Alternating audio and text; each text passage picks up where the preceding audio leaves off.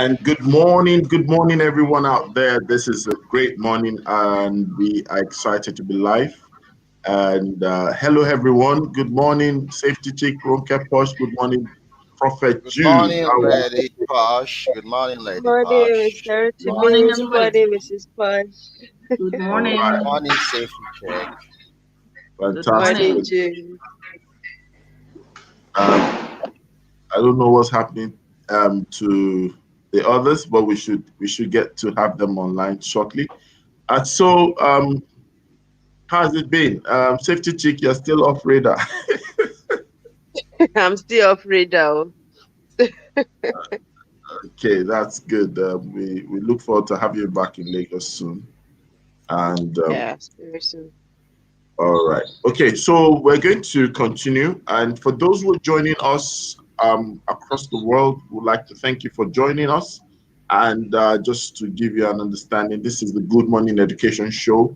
And with us in the show are top voices, strong voices within the education sector who are doing phenomenal things. We have different people who represent different views. And we have TT. Good morning. You're welcome to the Good Morning Education Show. Good morning, everyone. Good morning. Good morning. Good morning, Welcome, Tiffany. Good TT. morning.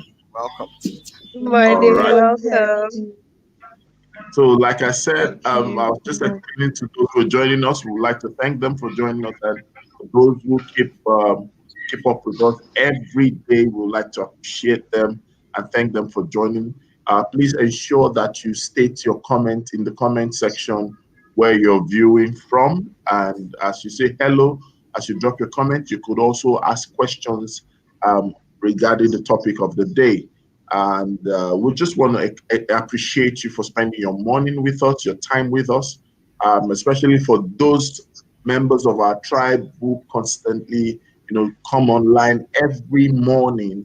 And we want to thank you all. You are the real deal. I'm saying shout out to Good Luck Ayadi, shout out to Daya Muson, shout out to the excellent teacher, shout out to Nana, um, Nana, eh, Nana. yes, Nana. I think Nana is from Ireland. Uh, Yes. Shout out to Ifyok. Oh, Nana is already there. You see, in fact, if once they open up, what do you call it? Is it the airways or whatever? Yeah. Nana will send a virtual gift to you. We definitely have to send something to Nana. Nana, thank you. We want to thank Rosaline for joining. I want to thank for all those who constantly are here with us. I think Joel Olanio has now become a regular. I want to thank everyone. It's sometimes what motivates us to know that there's someone out there, there are people out there who constantly. So you're actually part of the show. It's just that you're not in the screen. And one of these days, I'm sure we'll work it out where we'll have you guys online with us and you will join us just for probably a topic as well. So straight to the business of the day. We're going to have the news, but let's just go straight to the news and then we'll take the headlines from the news in 1 or 2 minutes and then we'll ask our question. Prophet Jude, you're already having some shout outs online. I'll come back and talk. Yeah. All right, so let's head over to the news very quickly. Thank you.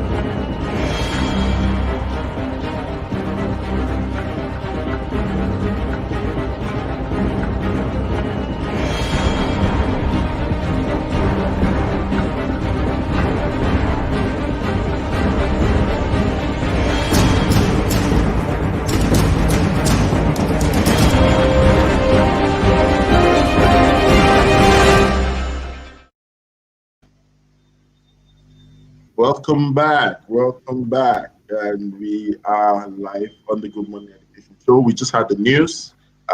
We just want to take headlines and then we'll head to the topic of the day. Today we are talking about what shapes a child, and we're focusing on an aspect called the environment, how the environment ends up in shaping the child. And this topic actually was a fallout of the conversation we had at the Flashback Friday. And we were able to identify several conversations from our analysts and talking about certain things that happen in their growing years, in their learning years. And so we're able to see that there are many components of things that really can shape children. So we want to zone in on the conversation so that we're able to help people out there to add to what they know and to probably improve the outcomes in the lives of children. On Monday, we spoke about what shapes a child, and we focus on the parents, the aspect of the parent, the dimension of parenting. And then we did something yesterday, Monday on parents, and then yesterday was on teachers. Teachers were our focus. And today, we will be taking it further, just like a series. We're going to be spending time to talk about the environment. So as you pay attention and listen, please feel free to share your thoughts, your experiences, and also if you have questions, I'm sure our panelists and our analysts, will be willing and ready to answer those questions. So quickly to the headlines. Jude, safety check, one care push. What are your thoughts on some of the things that we had in the news headlines? Okay, as regard the programs. We had some headlines before the news, before the program. But anyone you want to pick that talks about something that you fancy, you could also mention that. I think the trending topic now is resumption. Yeah, the great resumption and exams, and it's still sketchy to me anyway. It's still sketchy the way it's being handled and being implemented, or we intend to implement it. But I still keep my fingers crossed because that's the best I can do for now. I like me say fingers crossed. Maybe you add fingers crossed, nose mask on, and sanitizer by the side. Safety chick, it seems like I'm infecting you with my laughter. You're sounding like you when you laugh. That's patent to me. You have to pay for copyright. All right. So, safety chick, what are your thoughts on the headlines? Very quickly, just quick. Okay, I'm just really watching and hoping that everyone is preparing to their best ability. I know that there's been a lot of confusion. We will resume, we will not resume, we will resume, postpone, and now we are back to we will resume again. I'm just hoping that everyone is, trying their best to just see how they can get things ready. And private schools, universities are about to reopen. That's interesting. I'm also watching to see how that plays out. Actually, that was what I was going to say. For me, it's a new twist and I think it was on Monday. I think it was Odudua or one of the private universities where the VC actually said that they were not really interested, or better still, they were advising that private universities or universities themselves should not reopen. But a lot of calls have been coming in from all the other private universities saying that there's some measure of readiness to open, and they're willing to have people come back.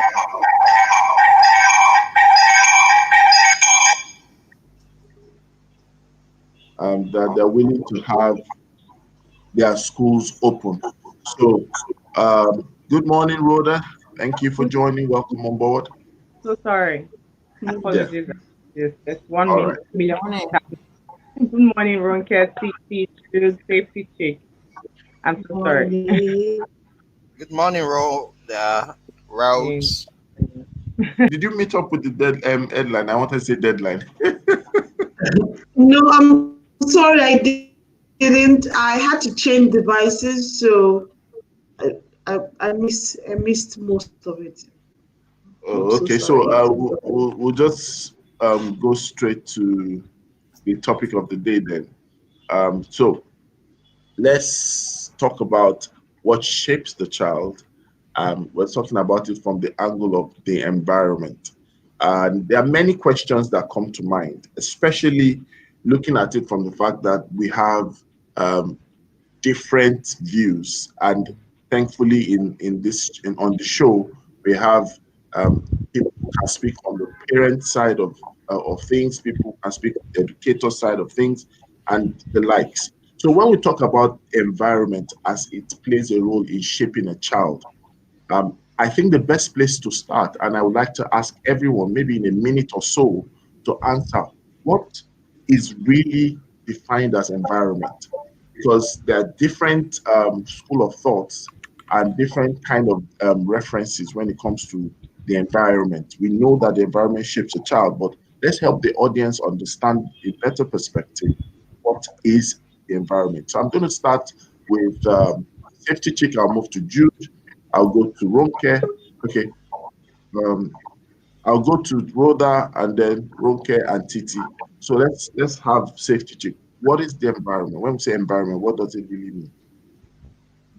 Okay, so the environment is a combination of different aspects: the school, the home, the place of worship, everything that the child interacts with outside of their immediate families. You know, when you step out of your immediate home, the things you interact with there. So the kind of neighbors that you have, the kinds of people in your estate, where you go to church or mosque, what is the behavior or the culture around that place, the kind of school you attended, what was the culture, the prevailing culture around there across different areas, because now it's not just about academics, it's about everything that comes together to shape you as a person.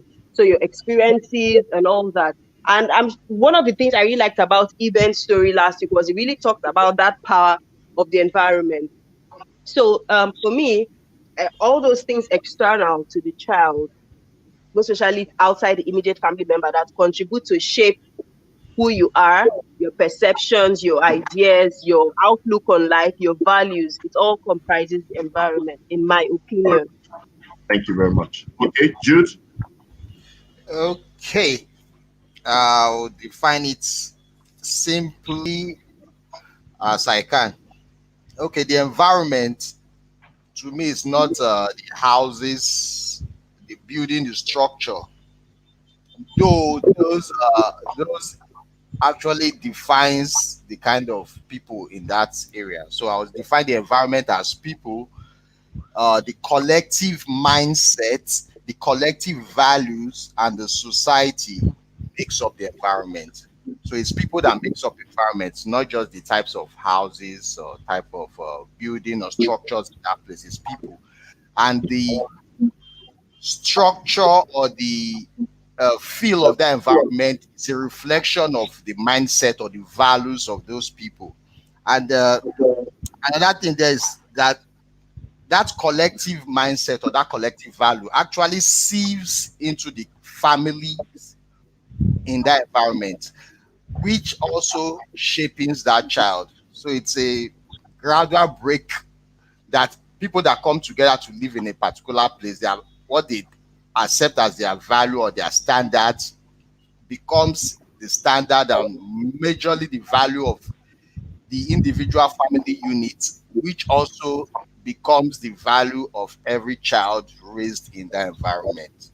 So you have situations where you try to raise your children to be better than their environment. That means you need to do a lot of internal work or internal indoctrination, or what I will call it, to help that child surpass that kind of environment, which could be very difficult. So that's my take on it. Fantastic. Ronke Posh is not online. Okay, so let's have Rhoda. Okay.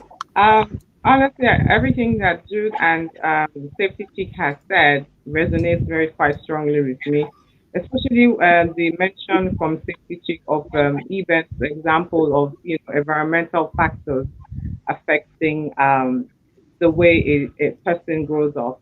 But in addition to that, what Jude mentioned in terms of you wanting to change, regardless of an environment that a child finds themselves, a parent's capacity to indoctrinate differently is helpful, and I have a personal story around that.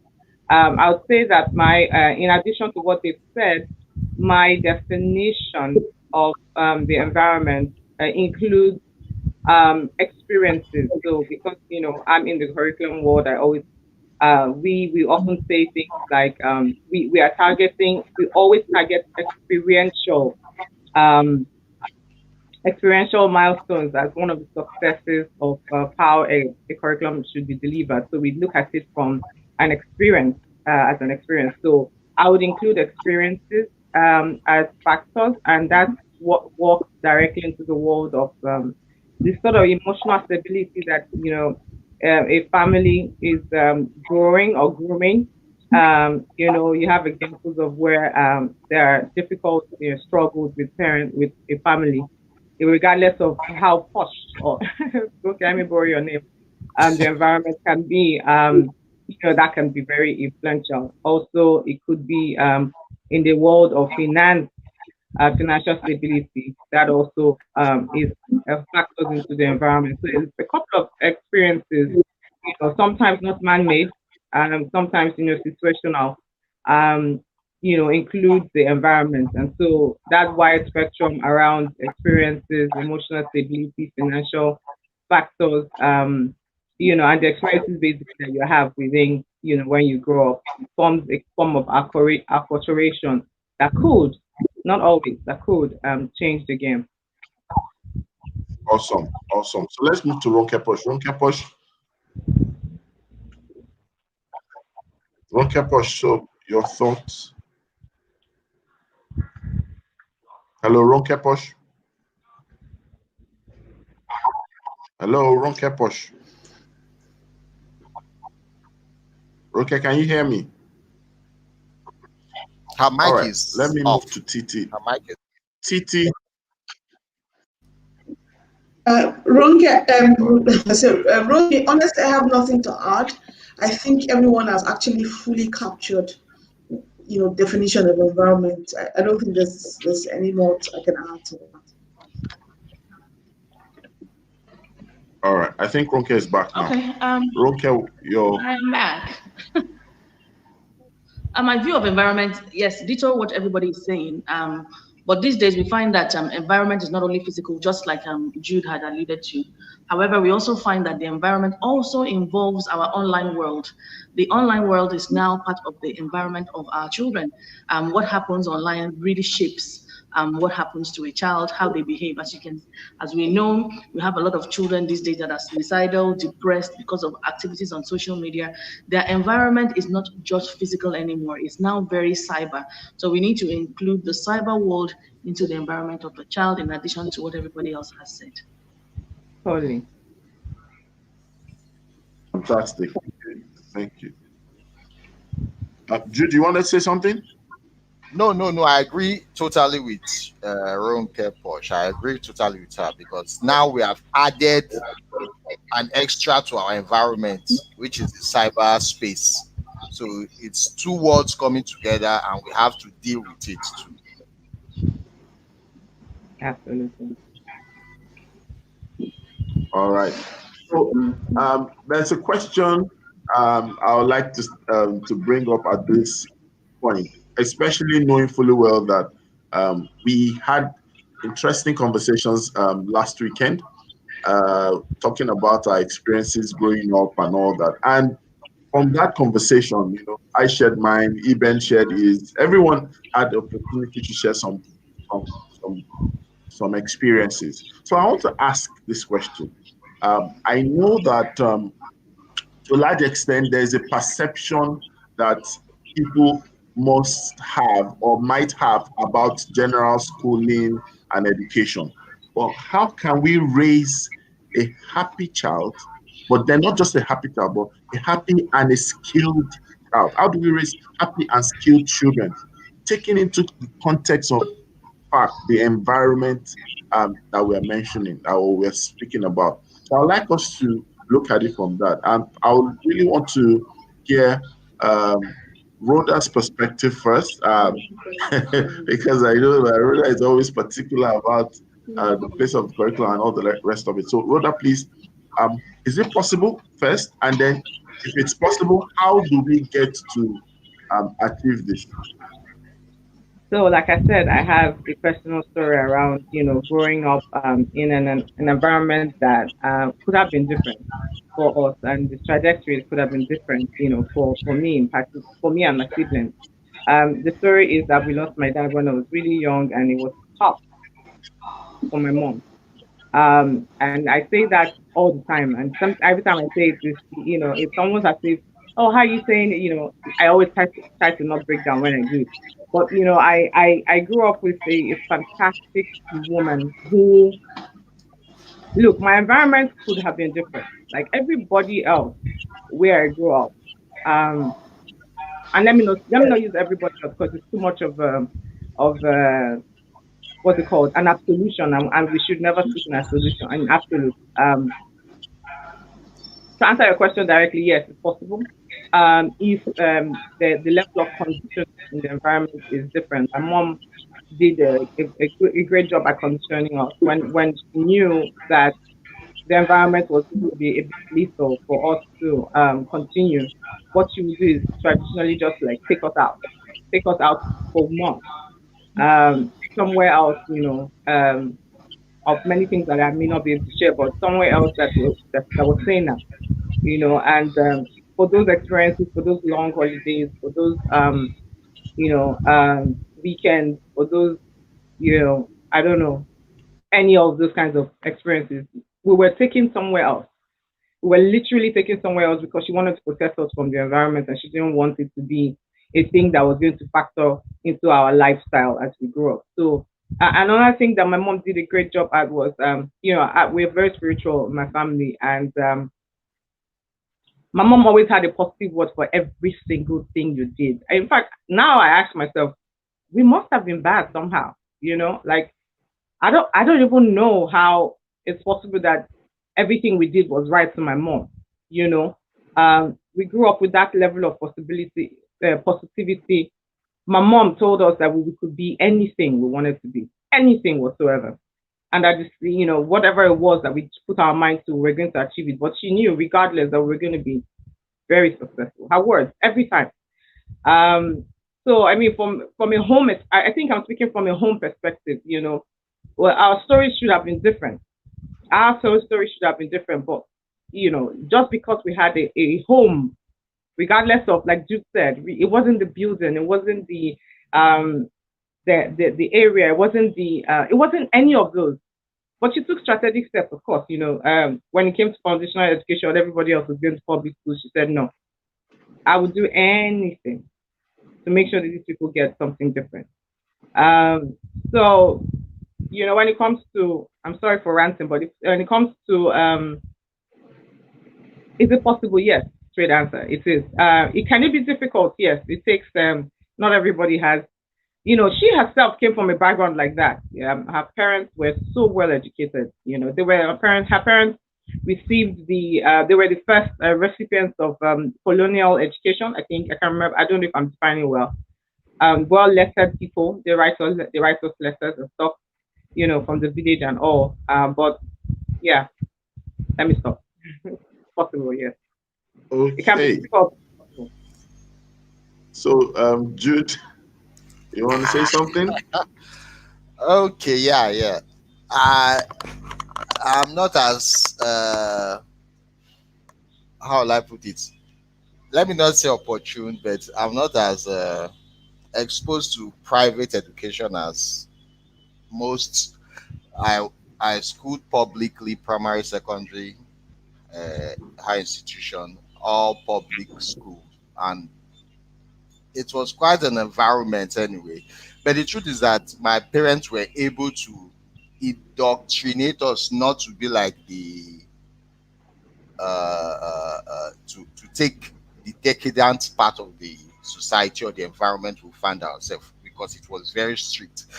And at the time, I felt they were too strict and just let us be better. I now understood that if they were not that strict, we might have strayed out and maybe become something else. You getting it? So to raise a happy and skilled child, the truth in this our environment, maybe Africa, I was talking about something like that, that we don't really have definition of our foresights. We don't have a definition of our foresights. We tend to generalize how the future looks like. We tend to generalize it, and at that point we end up becoming the future of other people, or becoming the future carved by other people. So at this point in time, I believe we should be able to define our future, or we should be able to have this concrete definition of what a future looks like in an environment and what the environment is trying to achieve. And if you can do far more than that, fine, but at least there should be a definition of what an environment, the future of environment should be, so that anybody coming to that environment, any child, any family, they know what everybody's working towards. Everybody's on the same page. Nobody's doing their thing, or nobody is trying to jeopardize the effort of everybody. So at this point in time, we should have a definitive focus on what our environment should be and how it should progress beyond what it is, so that everybody know what they are working towards and everybody have a common goal for the progress of that society. All right, thank you, Jude. So since we're talking about the environment, and we've talked a little, we've actually gone a little bit into the learning environment. So let's get to that point. I will come to Rokeposh now. So when we talk about the learning environment, Rokeposh, you having a school and all that, can you help us get the audience to understand? Number one, when we talk about the learning environment, what stimulation should actually exist? You know, I've been to your school and I've seen fantastic stuff you guys do. What should be the stimulation around the learning space or the learning environment?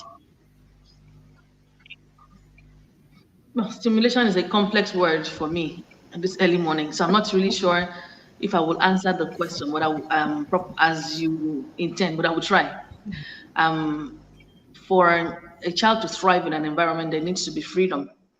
There needs to be freedom to choose, freedom of expression. There should be love. There should be choice. So there should be different options, and there shouldn't be one way to do everything. So this is where exploration comes into play. And these are some of the things that we try to provide at Loposh. So our children are able to be critical thinkers. They're able to explore their work, their environment. They're able to come up with different strategies as to how they learn. And when it comes to the facilitators, the same applies. They give the children room so that they can express themselves, they can communicate, they can discover things on their own. Even say, for example, when it comes to creative writing, for example, they are able to express themselves how they like it, however they choose to. So typically you find that in Nigeria, when a child starts writing about maybe human beings flying or dogs flying, people start thinking, oh, this child is a witch or something like that. But then when we give the child liberty, you find that the child is very, very creative. We don't control them by our own patterns and our own belief systems. We have to understand that these children have their own, they have a lot in them, and we need to allow them room to be able to bloom. You start destroying. Okay, before I let you go, I'd like you to stress on something. You've said that several times, and I think people out there need to learn and probably adopt if possible. You said something about the first thing that your children in your school get to do is the play, and I've witnessed that once or twice, where they come into school and the first thing they do is just play. You know, can you just spend time, because we're talking about the environment shaping the children. Can you just spend a little bit, like a minute or two on that? Well, Maria Montessori says the work of a child is play. And having worked with children for many years, at least over 10 years now, we know that the work of a child is play. And the solutions to many of our problems is play. Learning as a result also is state dependent. A child that is not happy from home is not going to learn anything. Many children are in a hurry and they do not express love at home, especially in the mornings. So, say for example, they're rushing to work and the child is delayed. Some of them get a smack before they come to school, or they are yelling at them or eating in the back seats because there's pressure all around. We understand that. When the child comes to school, we want to ensure that the child is in the right state. The child is happy and the child is willing to learn at that point. So it's not coming in the morning all drowsy or gloomy or hungry or whatever the case may be, and then straight to go and do mathematics, which people say is best in the mornings. We don't operate that way. We ensure that even the teacher has stretched her body, the blood is flowing, everywhere is pumping, the children have climbed. And a number of people have a problem with that, and that's fine. I keep saying that everybody's not our tribe. Yeah, they're going to be sweating in the morning. So what? But they are happy. So by the time they get into the classroom, they're already buzzing. They're already ready to learn. And that is exactly why we allow the children to play in the mornings. And it's not the only time that they play. Play is, we have what we call break state. And by that, even before every lesson, the children must break state. They must be in the mood to learn. And if they're not in the mood to learn, we would delay the learning. Awesome, fantastic. Titi, I'm gonna come to you. I love your background, and it's your background that is going to make me ask this question. So what you do is techie, is tech enabled, is tech and embedded and all that. But you see, sometimes I feel that we communicate an urgency. And I like the way Ronke Posh put it. It's almost like coming up with a coin word, like love before learning. You understand? Looking at you being a co-founder of Naija Kids, you create games and all that. But I know you're a serious person as well. Okay, so how do we look at the learning environment from simulations? You know, because from what we've been saying, it means that there might be need for us to simulate an environment that will enable the child and shape the child into the desired state. You know, so what's your take on that? Honestly, I'll take a cue from what Ronke said. And what Ronke said is I like that word, freedom. What I strongly believe is that, you know, when your environment dictates something fixed. You know, if you grow up in a poor environment, it's almost as if it's detecting the mindset of this is where you will end up. This is who you are. But what learning does is that it shows you different environments. It shows you other things, other ways in which you can thrive. So I strongly believe in a lot of field trips. I strongly believe in a lot of showing children other things, take them out of the environment to see different things. And so they then have the freedom to choose.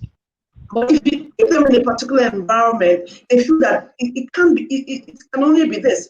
You know, even story of saying that when you're in an environment and you see everybody's an agbero, everybody's an area boy, everybody's do you understand, trying to do all this bad boy, you don't feel that that is it. That's the life. That's what it is. But when you take them to environments where they see other children doing other things, where you take them to where they're doing debates and people are winning scholarship to school, when people come to talk to them about how I was in this environment, but this is who I am now, how I was in this environment, the thing is the freedom. The freedom to say, it's not as if you tell them, oh, they must be a professor.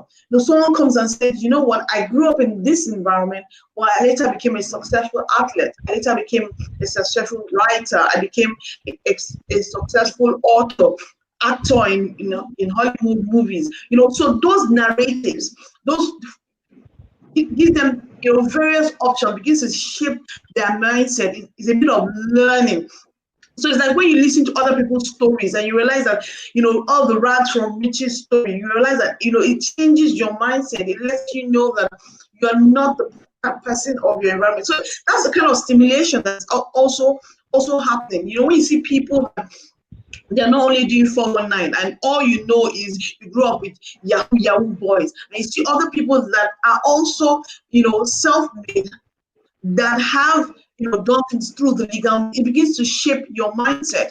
The other thing is shaping mindset, not only about success in terms of money, it's also success in terms of achievement, and it's success in terms of not wanting to compete with the nonsense. If you grow up in an environment, it could be a comfortable environment, but everybody's keeping up appearances. Oh, Mrs. Shogunia bought a Hummer, and then why isn't your father buying a Hummer? Those things are also those kind of mindset that makes you want to keep up with the Joneses. Social media is another thing that is creating that, because everybody only portrays the best of them. They don't give you a balanced view. So that's also stimulation done by technology that makes you feel that you see everybody's pictures of the happy family and the happy couple, and everybody is standing in front of their car and in front of their houses, and they've made it and you haven't made it. I see people on the streets, they just say fine car and everybody goes to take a picture of it, and this is on the social media page. All those things are also stimulations that are adding to your perception. So simulations is everywhere, even beyond the games that we do. It's everywhere. It's in everything that you see. It stimulates. So what's important is that learning environment that creates a balance of the stimulation and shows you various options. I remember a friend of mine when I was in secondary school told me that she grew up with her cousins, and her cousins always say, they want to get, they just hope they would get a C in the WAEC exams. That's what they just want to strive for. So that's the environment she grew up in. Only for her to come to, the Unity School, and everybody was talking about how they want to get all A1s. So she was like, is that possible? People are talking about how not to get Fs. And then she came into a different environment. So you need to create an environment that stimulates the child, gives them the freedom to be whoever they want to be. For you to really be happy, don't try to let them say this is the mold. No, create a lot of scenarios, a lot of simulations of various things they can be. It can be in sports. Don't tell them it's only in sports you can succeed. It can be in music. It can be in artistic expressions. It can be in the normal core science and science, engineering, and law. So the role of the learning environment is to show them the various. Stimulate their brains to see the various things they can be, the various mindsets, setting high standards for them, or to be uniquely them. So you're good in arts, don't only expose your child to arts in the beginning, expose them to everything, but still continue to nurture and just let them know they can be the best they can be. Don't try to compete with Joneses. Always show them different people in different areas that are succeeding. And I'll use the opportunity to also talk about the inclusive child, including special needs children. Increasingly, when I meet parents that have special needs kids, I go out of my way to go online to check for a different narrative. I check for a different narrative of a special needs child that has succeeded. I tell them, do you know Lewis Hamilton's brother is a racer, but he has cerebral palsy? Do you know that this girl has done this, but she has seen? Do you know that, you start showing them the freedom that their child can be to change their mindset. That's the stimulation beyond technology. And all this is also being driven by technology. I think I was fantastic. And somehow, I think we've created an environment where we believe, or we are making this generation or the younger generation believe that politics is the best way to make it in life. I think that is what we should take into consideration, that we are tilting, or the environment has been created that politics is the best way to become whatever you want to be. I don't think it's only politics. It's the same thing saying Yahoo. It depends on the environment. Being a side chick. It can even be a side chick and be more legal. It's more legal. Yes, it can even be a side chick when you're in an environment where I've been in some places where you know, I was shocked to find out being a size chick is a lucrative business. I mean, you have a house in VGC, your child is going to the top school. It's part of us. It's part of us. It's part of us.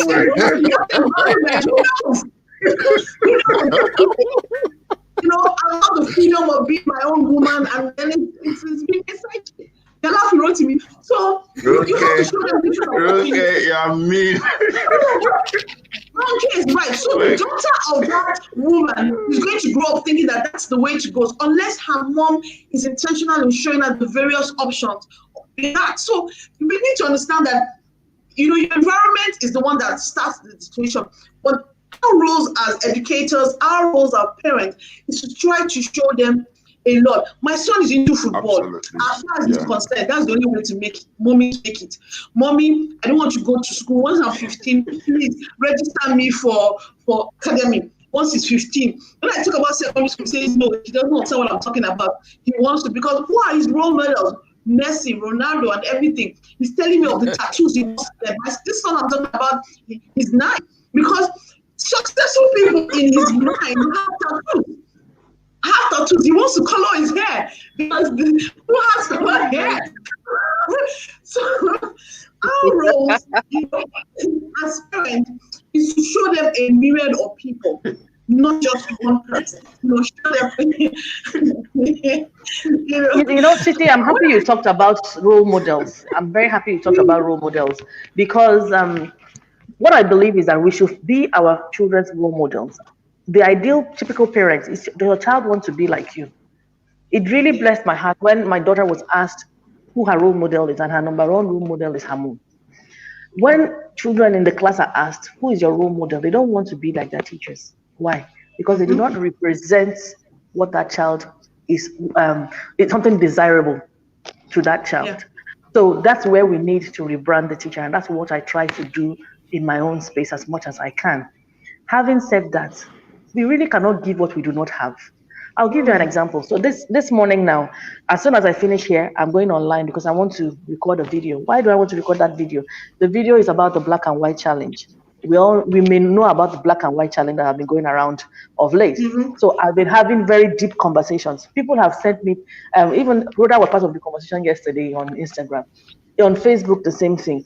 People are sending me messages, even on WhatsApp. I woke up to messages of happiness, of anger, of indifference, or whatever. And why? Because I decided that I was not going to. And whenever I see something, I flip the coin. That is the way I'm wired. I'm an analyst, not by training. It's innate. That is how God made me. When anything is given to me, I flip it instantly. What is the value in doing this? When the challenges started, Bob Daddy Challenge, Side Chick Challenge, all those things, I started telling people upskill. Nobody's saying don't have fun. Say, Roger doesn't like having fun.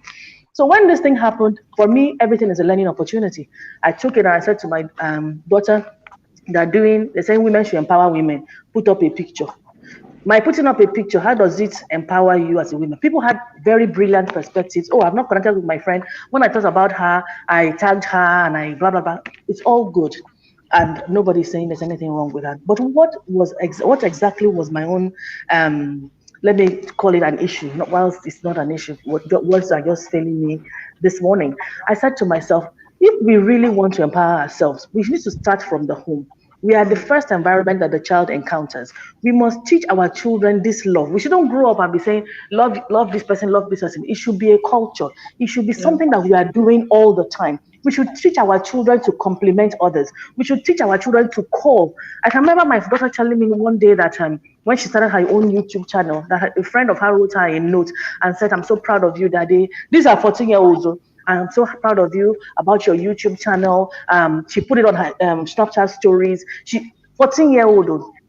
When the girl also started that friend started sewing, my daughter did the same. And I was looking at them, I was saying, in our own generation, do we do things like that as children? as children. Because if we are wired to do all those things as children, we won't grow up to be begging each other to support each other. If you want to support me, are you even in my group? Are you supporting? I'm not going to stop. Are you going to support me? Are you going to like my page? Are you going to buy my products? Are you going to subscribe to my YouTube channel? If you are really empowering me as women are naturally hypocrites. And I saw from personal example, the people that have brought me to where I am today, majority of them, I can say a good 95%, my dad being number one after God, are men. Maybe that is why my own perspective was so different, because women in general, blanket statements, safety chick, if you were listening, you would hear, and I said perspective, and I was sharing mine. Yes, I heard you. I heard you. I heard you. Okay, so let me just say something before. Let me say something. I think please, can I say something in respect to environment? Okay. I think that one of the things that Mrs. Posh has touched on goes down to environment, because when you have grown up in an environment where these things happen, your parents model it for you, it's a part of life, it's easy for you to do these things without really expecting anything. So when you see certain things that support it, it's so easy for you to work with the flow, because that is what you are used to. So for example, I grew up in an environment that was supportive. My parents wanted us to be the best. They didn't actually determine what you would be. If you said this was what you preferred, they were fine with working with you to make it happen. And then I also went to a school where my formative years, I was grounded, And when I look back now, I see that some of the things I learned from my secondary school are things that have really helped me to be who I am today. So if linking it to the challenge that happened yesterday, every woman that I shouted out to yesterday, they have all supported me. Like they've been there, and they too, when they were making their own comments, also talked about how I support. So maybe because I have experienced that, I grew up with that, it didn't really seem like it was just a fun thing. For us, it wasn't just a fun thing, because we're talking real life. So yes, when I think it was in the early hours of this morning, I stumbled on Mrs. Posh's post on IG, and I also understood where she was coming from. But again, I think that it's all about our environment. If more people grew up with that perspective, it makes things easier. But then that's not to just make it an all fun thing, or make it that because of you had a particular kind of experience, then maybe that is what is general. I do not really think that's the best way to let me give you, Rhoda says she likes data. Let me give you data to back that up. Last week, October, I was at the WIMBIS conference. There were 3,000 women there, and they were asked, do women support each other? 3,000 women. I'm talking data now. Data. Rhoda, did you hear? Data. 3,000 women in Eco Hotel, and they asked us, do women generally support, at least it was a women's conference, do women generally, and the whole place was uproar. No, as in people all around. Women do not, there will always be isolated circumstances. Okay. There are wonderful women in my life, but generally, thumbs down. Yeah. I think just taking it back to environment, okay. Let me say this. Okay. Hello. Go ahead. Titi. Go ahead. So let me say this. I think two things that we need to understand here is, number one, if we look at our generation, almost like a closed gap generation, because we're not all the same in generation, but it's still a catchment area. I think that we all had a fair share of collective communal behavior. But the truth about it is that I love the way Ronke Posh started that feedback, because it tells us that it's not that it was a generational shift. It's actually a situational shift. Because if you listen to some of the things Ronke shared when she was growing up, what you shared, Titi, yes, we all went to different schools. We didn't even know that we all meet. And thank God we are all on the same show today. But you notice that even if you take the last 10 years as a sample space, you'll find out that a lot has evolved, especially when it came to the internet era. So it's more of a situational shift. So a lot of people have heightened the engagement of communal behavior. I remember that Ronke Posh, if I were getting used to this new hair, the regular Ronke Posh look, you know, I remember that look. And at some point in time, when Ronke Posh was doing a lot of things online, I noticed, people didn't say it, but I noticed a lot of people began to, I wouldn't want to use the word copy, but because it might not be accurate. A lot of people had the boldness to cut their hair and to do the mohawk style, because Ronke wore it with pride. And she wasn't just doing it, and it wasn't an identification of someone that is from the slum or someone that is of a bad behavior. Are you getting me? So you go for a speaking engagement, and everybody, I remember one of Iben's events, everybody was looking at, Ronke was moving and talking passionately.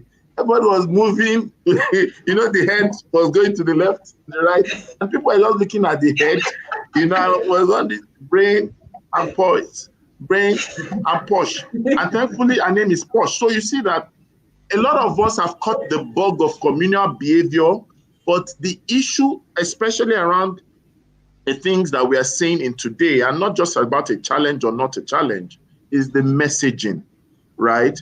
A lot of times the messaging comes from certain kind of perception. So some people are not able to communicate effectively why they do what they do. And because it's open and it's open to interpretation, we begin to see the flip side or the downside or the edge side of it. So I think it's still talking about the environment. And I'm so excited that you brought that up. And I'm thankful that you also mentioned that, because we need to pay attention to perception. It creates reality. And we need to work on messaging. So I feel that it's still the environment, but I think it's more of a situational circumstance or shift, because I grew up understanding the values of you have to appreciate one another. In fact, if you don't, I remember the times where if a fight is settled, there's a way they do it. It must be public affection, that you must show that the fight is settled. So they'll tell you, hug the person. You say, I'm fine. No, they say, if you don't, they will now beat you and start on your matter. You get, there's no cane they call Pankere. That cane has it has Wi-Fi. Permit me to say that. They'll just whip it. You hit your head. It will hit your back. It will hit your bum bum. I don't know who invented that thing. It has three logi effect. Do you get my point? So really, I think that is I don't know. Yeah, Rotary, just to bring us back to this thing of, you know, what as the environment shapes the child. As we talk, you know, someone had mentioned social media is part of it, and then even that TV, because, you know, when I give the example of my son, who is a football fanatic, is as a role model. So it's important that we realize the myriad of things that, you know, are shaping our children. And our brother said, you as a parent, you are very intentional in what you want your children to be exposed with in terms of the wealth of their environment being social media, environment being TV, being role models, being you, your family, because ultimately the first set of environment is the thing external to the child, which is really your home. In my house, we are 6 girls, so I was overwhelmed by women and, so, you know, support to each other. Before I say something, I know that I have 5 other people that would be supporting. So that thing of family support really was from my mother, ensuring that we were very close knit family. And then it goes on to the things she was intentional about exposing us to when we were young. She was very intentional. My mom did not allow us to go and spend the night in other people's homes. She was very intentional. We used to be worried. Everybody's always saying how their cousins are staying over, and their cousins are, my mom did not. She did not let that, because she also had the worries of the kind of mindset they had. So she was very intentional in a lot of those things. I think it's important that as we end this, we are saying your environment, which is mindset, the family, their schools, TV, all those things are very important in shaping the child. And you as a parent, you must be very intentional in exposing them to a number of good standards that would provide them the freedom of choice, because those two things are important.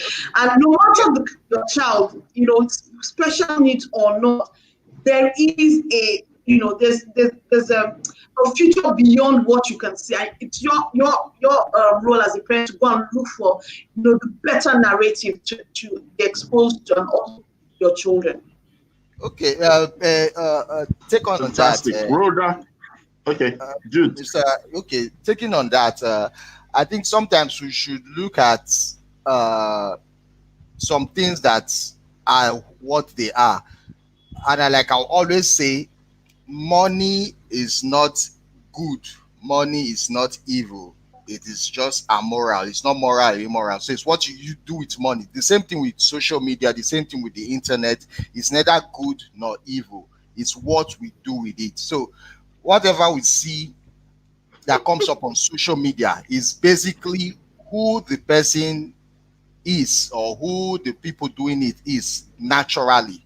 Social media just exposed that thing. So if you have good people normally, or if they are intentionally good on social media, definitely you see them putting out good things on social media. If you have people who are always copying, social media will expose that to show that this person is a copycat, or the person is. And if you have somebody that is extremely bad, automatically it will expose it. So it's not that social media or internet is bad, it's what we actually do with it, and it goes a long way to show our innate foundation, communal community we came from, and our spiritual sagacity, how we see things. So that is also taken into consideration. Yes, our spirituality talks too. No, spiritual sagacity. Put some heavy words now. Sagacity. Rhoda, quickly, in 60 seconds. Quickly. All right, so I think that this conversation is centered or anchored around the ongoing, and it's still ongoing, conversations around and research around nature versus nurture. Yeah. And what does your inherent qualities do for you versus what does your ecology, the context in which you grow up, your environment, your ecosystem, what does it do? There's still a struggle around to which degree each one is significant in how you turn out as an adult who is now ready to function in society independently. So, I mean, Dr. Lipsing, a guy I listen to all the time, and a couple of other theorists and analysts or scientists, researchers that I read from. I mean, I'm still battling with that. But the one thing is key, though, is that if you have a set of identical twins and you separate them at birth, and twin A is somewhere on the streets of Champs-Élysées somewhere in Monaco or France or somewhere, and the other is in some part of Lagos, in probably Mushin or something. You would definitely see things that qualities that maintain themselves in terms of features, that look the same, a bit of some percentage or some degree of the way the physical structure of what they do, how they think, how they walk, how they talk, how they, things like that. But then you see a significant difference in when they come out, how they speak, their accents, their mannerisms, and all. If the condition of the family is not exactly the same, they will come out differently. So you see someone who probably has a better outlook because the family background in which they grew up was loving, kind, compassionate.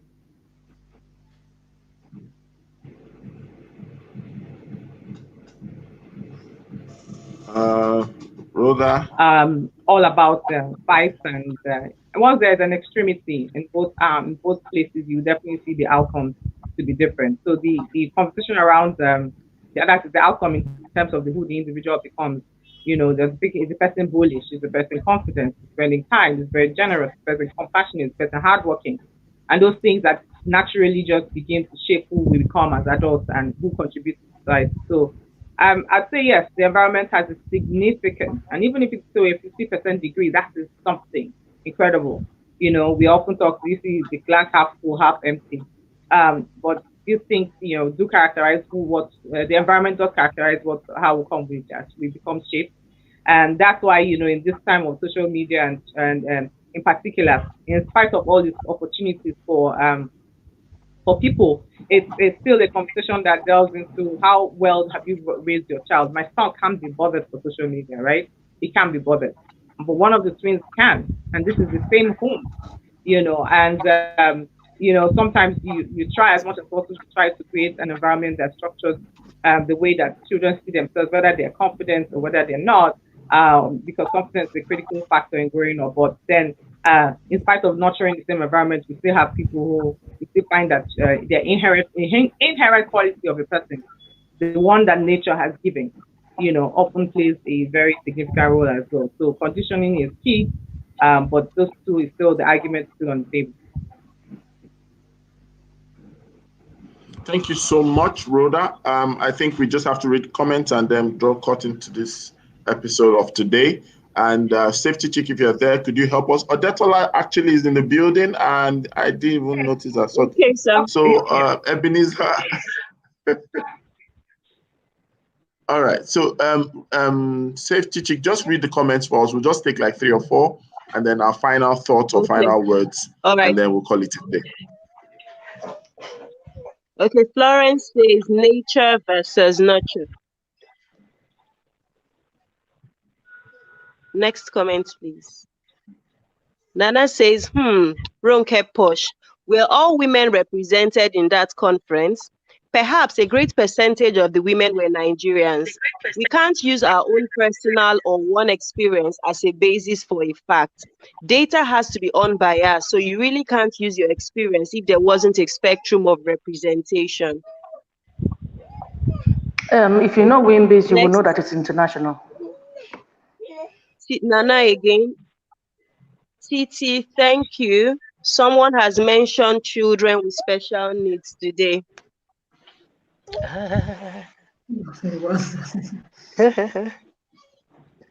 Nana again. Ronke Posh. Thumbs up. Well-structured learning environments should stimulate all the developmental milestones of children while promoting a sense of ownership. At the end of the day, children should feel safe within their learning environments. Yeah. Rashida, define a concrete future to use as a common family vision. Thumbs up. Nana again. Brun Febrena, 1979. Defines his ecological systems theory comprehensively breaks down the quality and context of the child environment. It keeps expanding, and the great educators have collectively done justice to the definition. I would like to add that the inherent qualities of a child and their environment interconnect to influence how they grow and develop. Absolutely.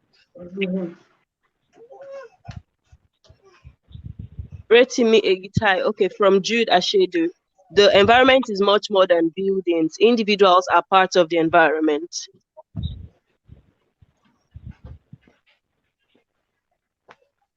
Ronke Posh, the online space has equally become a part of the environment. True. Ifiok, great point, everyone. The environment is everything external to the child, people, experiences, internet, and so on. How that influences the child depends on how and what the child absorbs from all the environmental factors mentioned.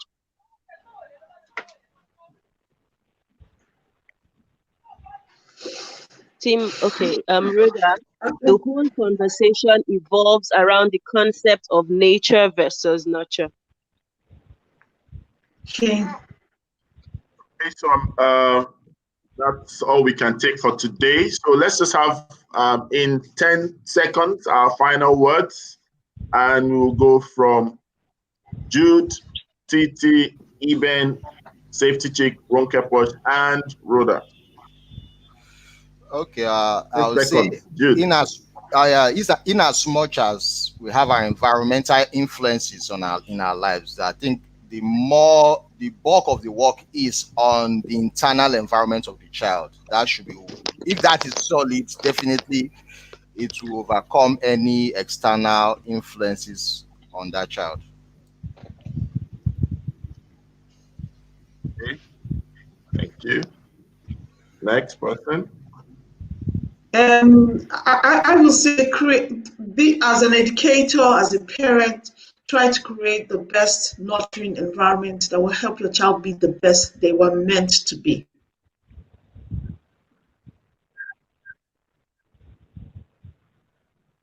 That's it. Eben. Good morning, Mr. Rotimi. Good morning, Eben. everyone. Yeah, good morning, everyone. I would just I've been observing this morning, and great topic. What I would just say is just that every teacher should understand that we have the three teachers, and the three teachers, which the last one is the learning environment, and this environment can actually do a lot, and it can influence in teaching, and as much as possible, the environment can determine who we are going to be, and a lot of our exposure actually determine on this environment. And Rhoda has actually break it down into the direct topic, which is the nature and nurture. Thank you.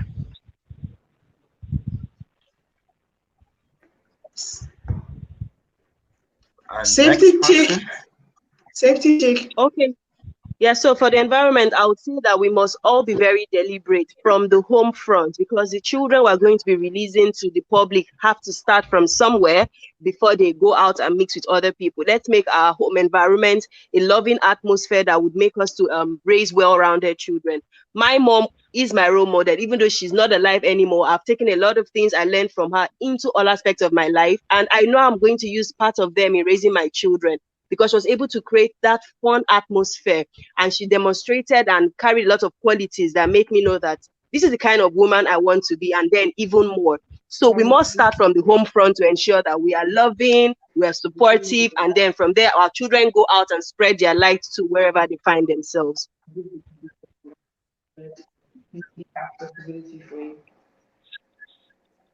are safety conscious.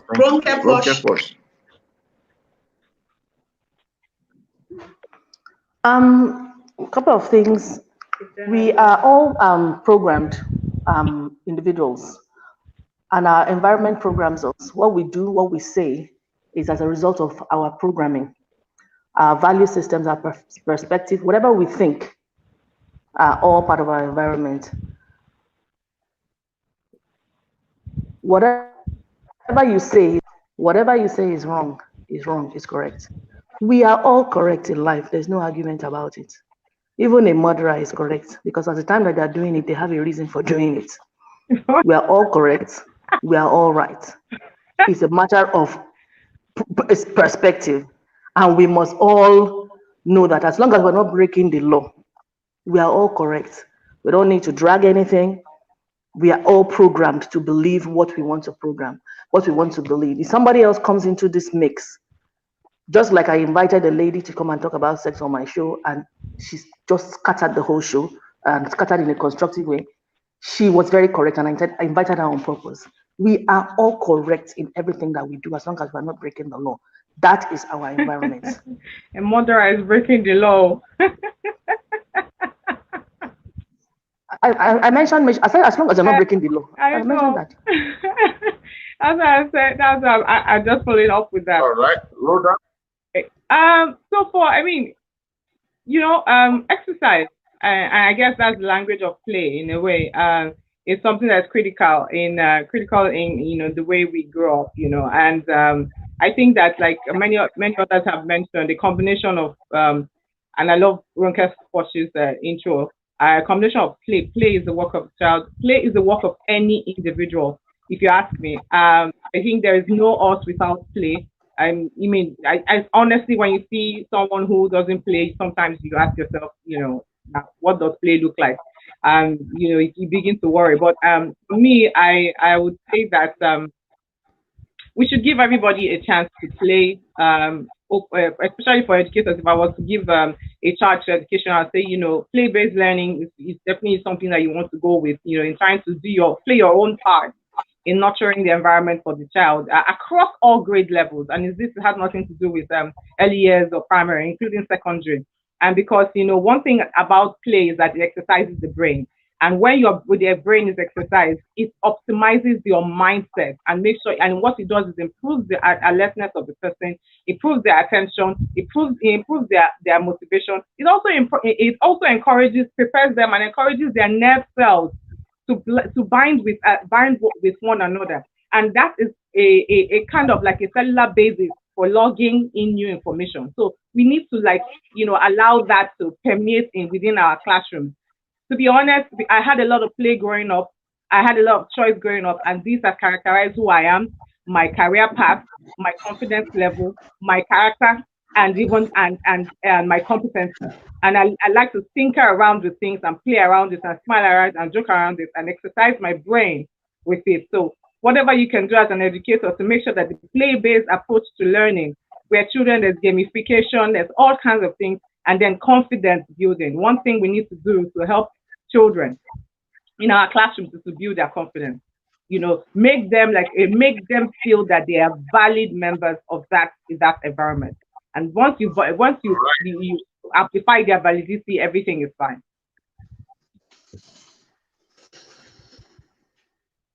All right, Rhoda, you've taken my own time, so I cannot say anything else. And so at this point in time, I will just ring the bell of blessing to all that joined us today.